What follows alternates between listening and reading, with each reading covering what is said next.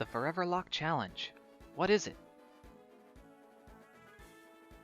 This is a long-term Pokemon challenge that I've devised that combines the premises of the Nuzlocke Challenge, arguably the most popular self-imposed Pokemon challenge, as well as the Living Dex Challenge.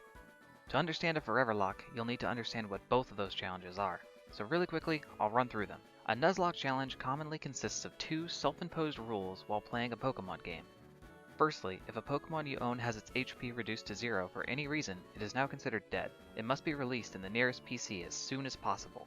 The second rule is that the player may only capture the very first instance of a wild Pokemon per new in-game area. So for example, if you walk out onto Route 1 and a wild Pidgey appears, specifically that Pidgey is now the only Pokemon you can capture on Route 1.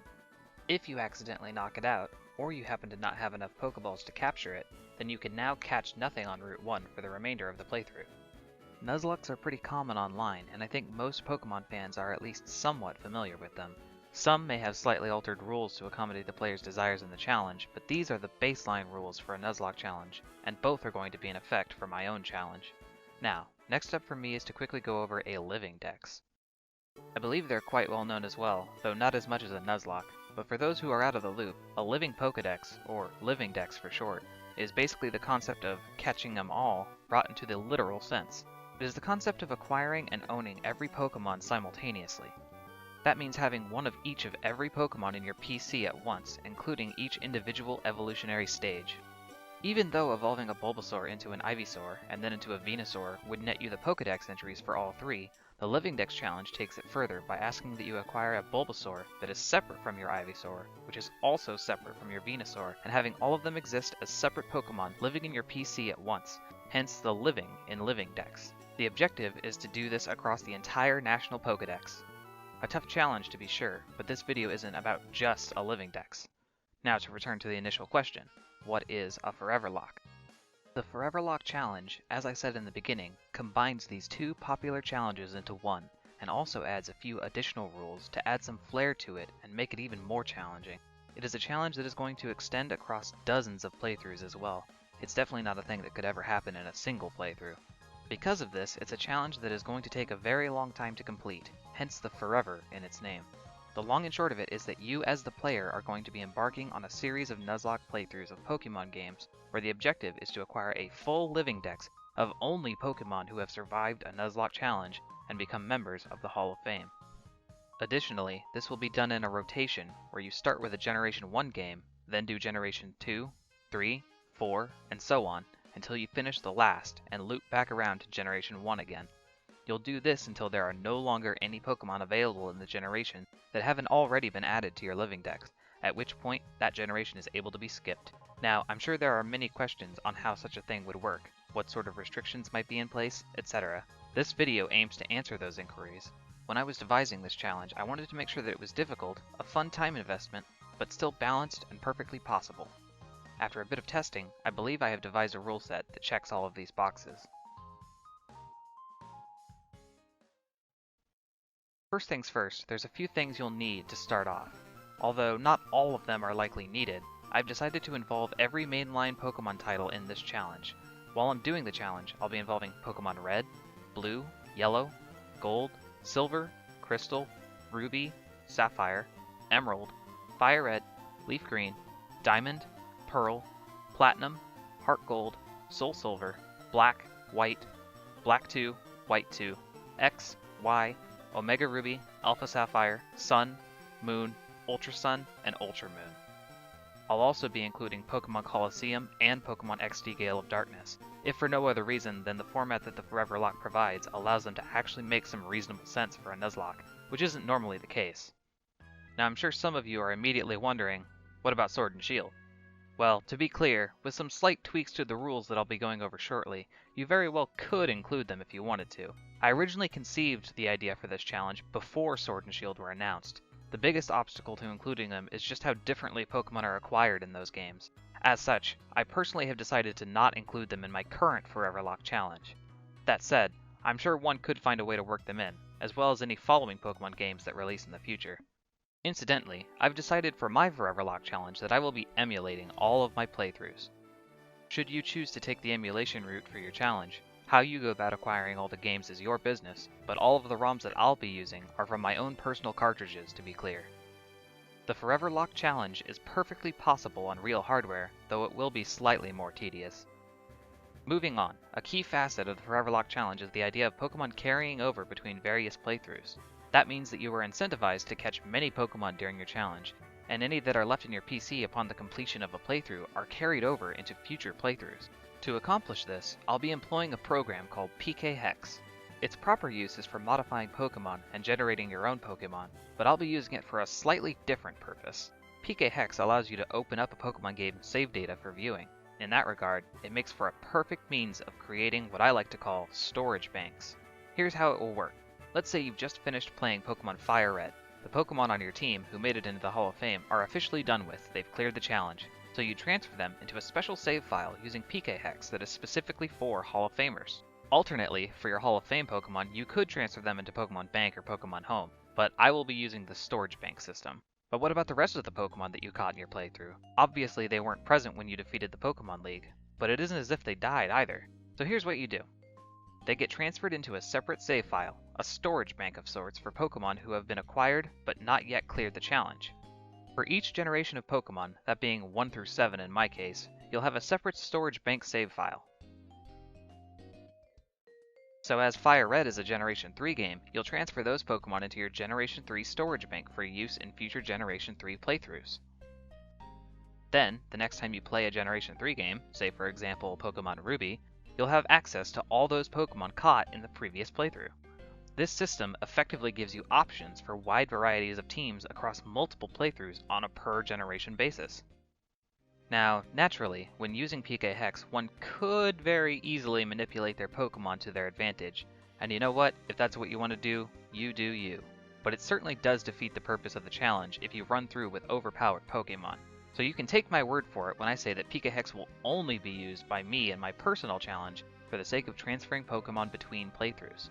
In short, the things you'll need for an efficient Foreverlocke challenge are the games, PK Hex, a separate save file set aside for each Pokemon generation, and that's about it. But anyways, now that we've covered some of the basics, let's get into the nitty-gritty, the actual quote-unquote rules of the Foreverlocke challenge, as I will be doing them in my playthrough. Rule number 1. If a Pokemon faints, it's gone for good. As with a standard Nuzlocke, if a Pokemon you own has its HP reduced to 0, that Pokemon must be released as soon as possible. Simple enough. Rule number 2. You can only capture the first Pokemon you encounter per area. Also, per the standard Nuzlocke rules, in any given playthrough you may only capture the very first Pokemon you encounter in the wild per area.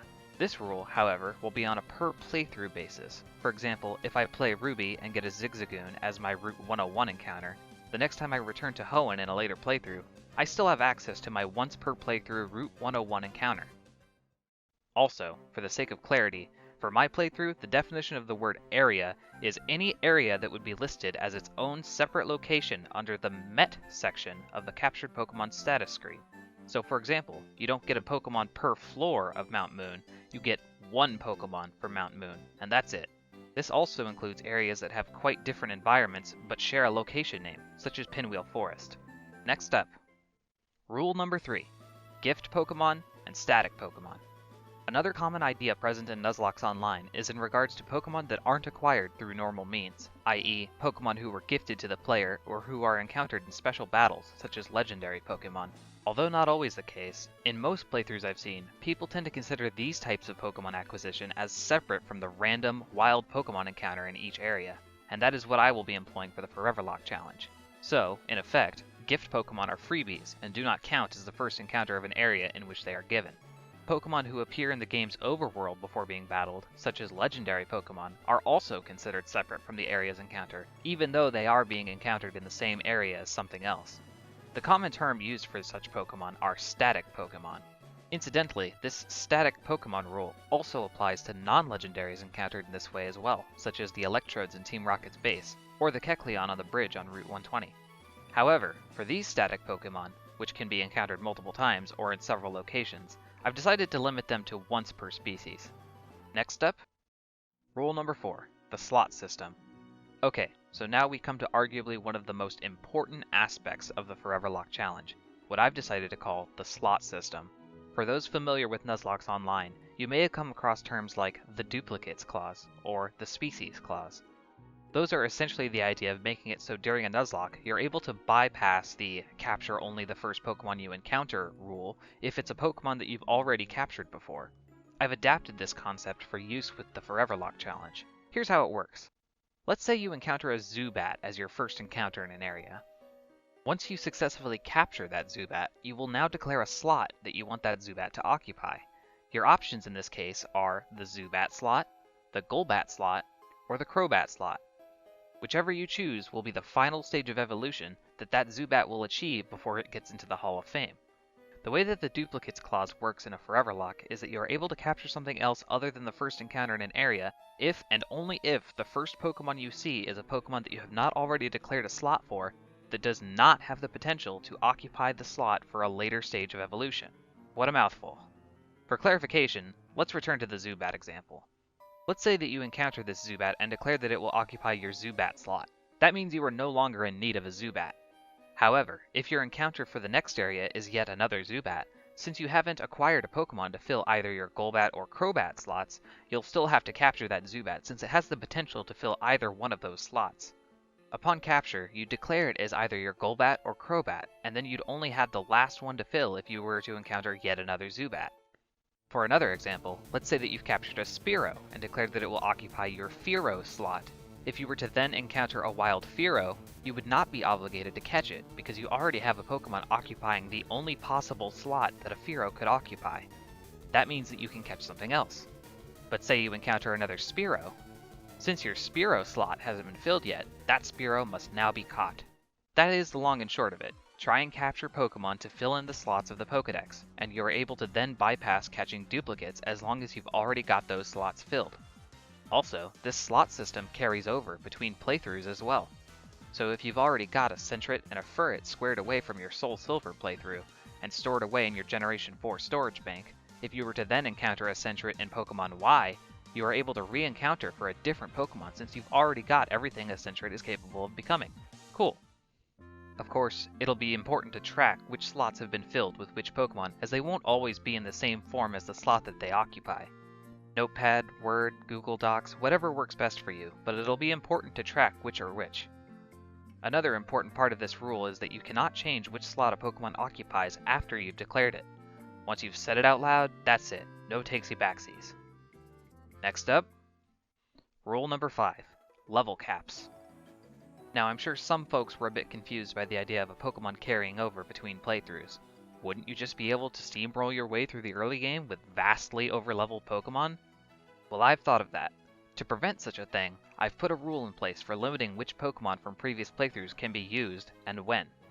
They are as follows. You may only use a Pokemon from a previous playthrough if it is A, equal to or under the level of the highest level Pokemon you've acquired in the new playthrough at the moment that it's added to the team, or B, it is equal to or under the level of the highest level Pokemon of the next upcoming gym leader. This means that you'll still be using Pokemon within a reasonable level range while still having a nice variety to choose from. Incidentally, it's fine if a Pokemon winds up leveling up over these parameters as long as it meets these conditions at the time that it's added to the team. But what about obedience, I hear some of you asking. Yes, it's true, Pokemon traded from other games won't listen to a player in battle. Additionally, traded Pokemon level up exponentially faster. These are things that I've addressed with the next rule. Rule number 6. All Pokemon must have the same Trainer ID. For those not in the know, the thing that determines whether a Pokemon listens to you or not is based on the player's Trainer ID and Secret ID, 2 numbers that are associated with the trainer and with the Pokemon when caught by a trainer. Another perk of Pikahex is the ability to modify a player's Trainer ID and Secret ID. As long as these numbers match up with the trainer, the Pokemon will listen. To prevent the obedience issue, as well as to prevent the ease of leveling that traded Pokemon provide, I've set a rule that for every save file I play, they will have the exact same Trainer ID and Secret ID. That means that all Pokemon I have will level up normally and obey me at all times. Thanks to the aforementioned level cap rule, we won't need to worry about having overpowered Pokemon, and this is the best way to balance things from what I've experimented with. Now, let's quickly loop back around to yet another pretty common Nuzlocke rule. Number 7. If you black or white out, the playthrough is dead. You hate to see it happen, but sometimes you just get completely wiped out and your entire team kicks the bucket. Such is life. Many Nuzlockers employ a whiteout equals game over rule, and while the Foreverlocke as a whole will not be completely undone by a single event like this, I will still be employing a similar ruling, and that is this. If during a playthrough you have your whole 6 Pokemon team wiped out, that playthrough is dead. Naturally, all the fainted Pokemon are gone for good. However, you will at least be able to transfer any boxed Pokemon into the storage bank, so in this way, at least it's not a total loss. Now, with that covered, here's another major rule that truly puts the challenge in Foreverlocke Challenge. Rule number 8. Team locking and team requirements.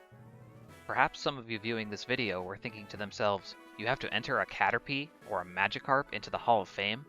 Couldn't you just throw them into the party along with some strong Pokemon to easily accomplish that goal? Well, in short, the answer is no, and it's because of this slightly complex rule. I mulled over the details for this rule for quite a while, trying to find the most balanced way to ensure that this challenge as a whole was fun and interesting, while also making sure that it remained feasible and accomplishable. What I came up with was this. Once you actively decide to put a Pokemon on your 6-member team, you are not allowed to remove it from the team.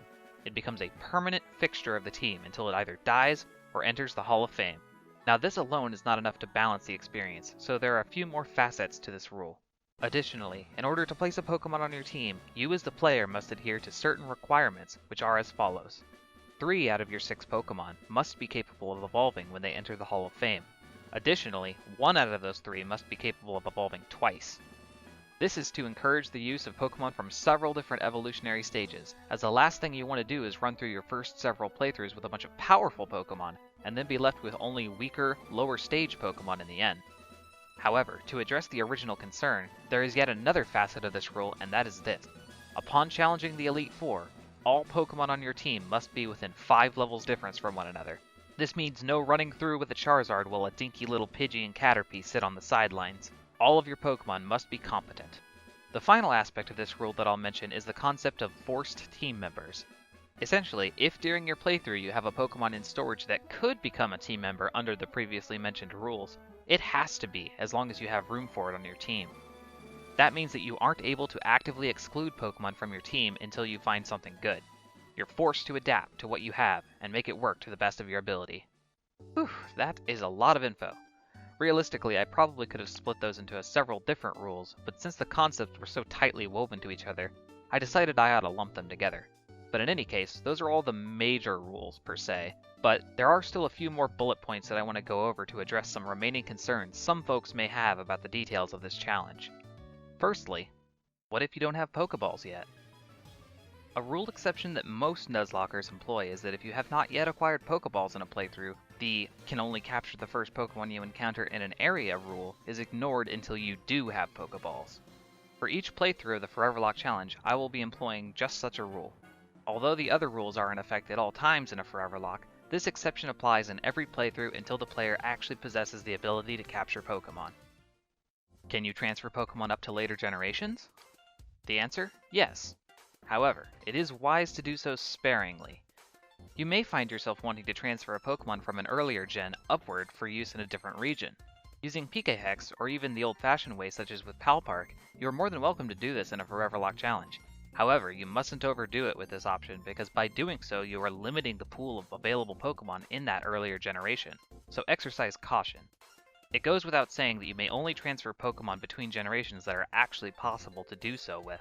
For example, you can transfer upward from Generation 3 all the way to Generation 7, but not backwards.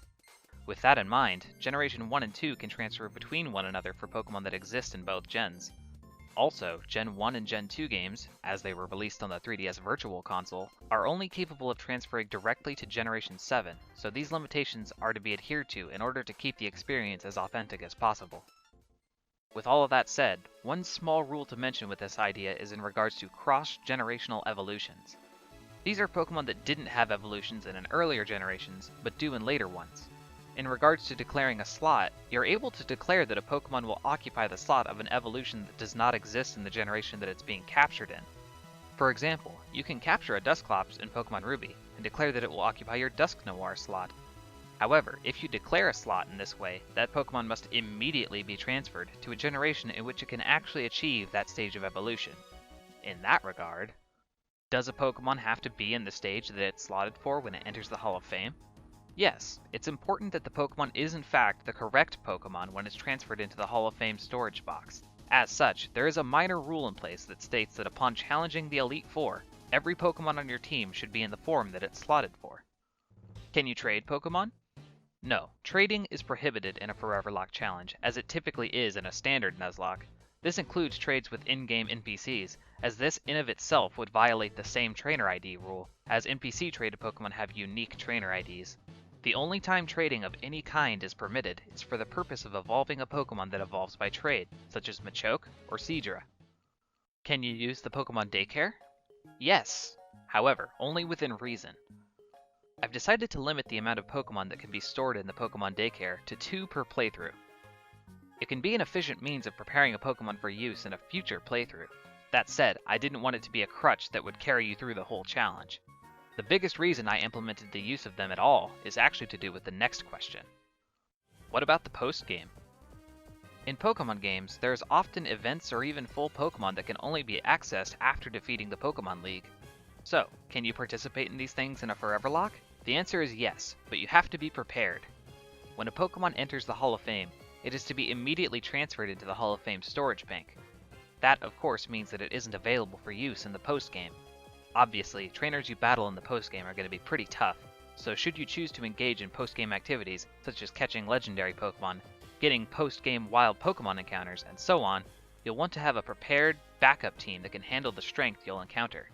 Even though the playthrough has been won, the team lock rule is still in effect until you move to the next playthrough, so plan accordingly. You're able to do as much of the postgame as you like until you've done everything that you wanted to do. To move on, simply declare the end of the playthrough after that point, as long as you've entered the Hall of Fame. Can you challenge the Pokemon League more than once? In a single playthrough, no you cannot. Otherwise, you could just grind things out in the postgame and get a whole playthrough's worth of Pokemon into the Hall of Fame in one go. You may only take on the Elite Four one time in any given playthrough. How do HMs work with the team lock? HMs sure are a pain, aren't they? Certainly, they tend to come up as a question when discussing the rules for any Nuzlocke challenge. For the Foreverlocke, I've decided to do things this way. If an HM is needed to progress through the game, and one of the Pokemon on the locked team is capable of learning it, the player must teach it that HM. If there isn't a Pokemon on the team that can learn it, you may then, and only then, temporarily swap out a Pokemon on the team for a Pokemon in the box that can learn it. In the event that not a single Pokemon in your box can learn the HM, the player can then capture a dummy Pokemon to use the HM and progress. In either scenario, the Pokemon that isn't part of the locked team may not be used in battle, and is to be boxed or released respectively as soon as the HM is no longer necessary. What about roaming Pokemon? There are several legendary Pokemon that can only be acquired by encountering them randomly in the wild as they run about the region, such as Entei or Latias. For the sake of the Foreverlocke rules, these Pokemon are to be considered static Pokemon in whatever area you encounter them in, meaning that you're able to catch them even if you've already got an encounter for that area. Additionally, if you happen to stumble across one of them as your first encounter, it still does not count as that area's encounter, and you are able to re-encounter for that area's proper catch. What about mythical Pokemon? Mythical Pokemon are quite the unique case for a Foreverlocke, as they are those Pokemon that can only be acquired legitimately via a giveaway. One could simply omit them from the challenge altogether, but I really liked the idea of including them so as to have the complete living dex that didn't have any weird gaps in it. Luckily, good old PK Hex came to be the solution. For the sake of including these mythical Pokemon, I used the program to generate legitimate copies of official event distribution mythical Pokemon for use in this challenge. I had to deduce a balanced way to include them that made sense for the context of the Foreverlocke.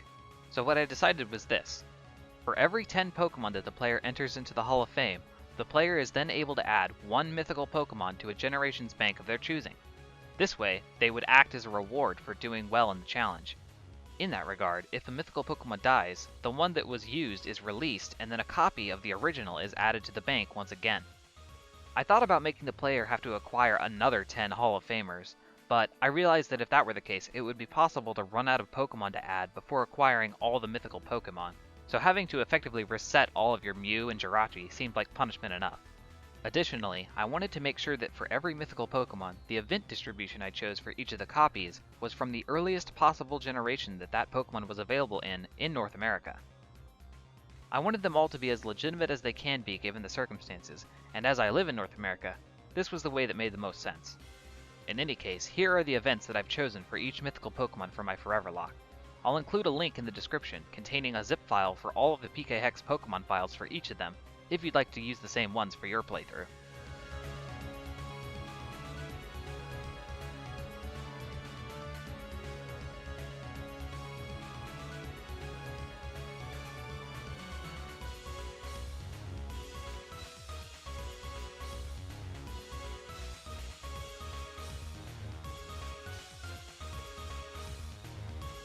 One last note about mythical Pokemon. These are the only Pokemon of the playthrough permitted to have unique trainer IDs, as many event mythical Pokemon don't simply get the player's IDs. On that note, what about Generation 7 trainer IDs? I'm sure some folks out there knew the lesser known trivia fact that Generation 7 has its trainer IDs a single character longer than previous generations, and we're ready to inquire about this. I am in fact aware of this factoid, and certainly it does provide a certain level of annoyance. Unfortunately, there isn't a very clean way to rid the challenge of this problem. So what I've decided is this. Different Generation 7 playthroughs must be the same IDs as one another, but as for Pokemon transferred from previous generations, the Trainer ID rule is to be disregarded. This does mean that Pokemon will level up faster, as well as ignore the player if they haven't progressed far enough. However, because of how much longer the player goes without having their obedience parameters changed, as this only happens upon the completion of Grand Trials, I think it slightly balances out. You'll simply have to be careful about using previous gen Pokemon. What about held items? Pokemon from Generation 2 onward are able to hold items, even while in the PC. So the question is then, can the Pokemon you keep in each generation storage bank hold onto items from one playthrough, and then have them be transferred to the next? The answer? Yes! Strategically holding onto items for later use sounded like a fun idea that could be done thanks to the way that we're handling the storage banks. As long as you've got Pokemon to hold them, the items will carry over between playthroughs. However, I've decided to set a rule that the items are locked to the generation in which they were found in. I didn't want the item acquisition to get too out of hand, where the player could utilize super overpowered items across every generation after playing far enough. So they are all limited to the generation in which they were found to keep things fair and simple. As Generation 1 didn't employ held items as a mechanic, it will be impossible for items to carry over between Generation 1 games. So with all of that out of the way, how many Pokemon are we talking? As I mentioned way back in the beginning of the video, which I'm sure feels like forever ago by this point, for my personal Foreverlocke challenge, I'll be utilizing all of the mainline Pokemon games featured in Generations 1 through 7. This means a total of 807 Pokemon in the National Pokedex, spanning from Bulbasaur to Zeraora. Additionally, I've decided to include the Alolan variant Pokemon as separate Pokemon, adding another 18 Pokemon to the total. That puts the grand total of individual Pokemon to acquire for the entire run at a whopping 825 Pokemon. And with that, I believe I've covered everything that one could need to know for the Foreverlocke challenge. Is it possibly a little overly complex? Yeah, I'd say so. That said, I think it'll make for a fun and interesting challenge at the very least. If I do realize any issues with the rules or anything that I've forgotten to mention, I'll be sure to pin a comment so that anyone who might potentially be using this video as a reference for their own challenge will be up to speed, so keep an eye out for that below. Additionally, I'll provide a link to where you can acquire PK Hex in the description as well, as it will make for a handy resource, as well as any other materials that could be useful to you if you want to try to take on the challenge. As I've alluded to several times, I'll be doing my own Foreverlocke challenge as well, which I'll be doing over at twitch.tv/thelid77. As of the time this video goes up, a streaming schedule isn't fully set in stone quite yet, but if folks wind up being interested, I'll come up with something consistent. Hope you'll pop in and check out my progress. For those of you who stuck around through the whole video, thanks so much. I'm just kinda throwing stuff at the wall with this endeavor and seeing what happens. I suppose only time will tell what sticks. But in any case, thanks for watching, have a good one, and I'll see you around.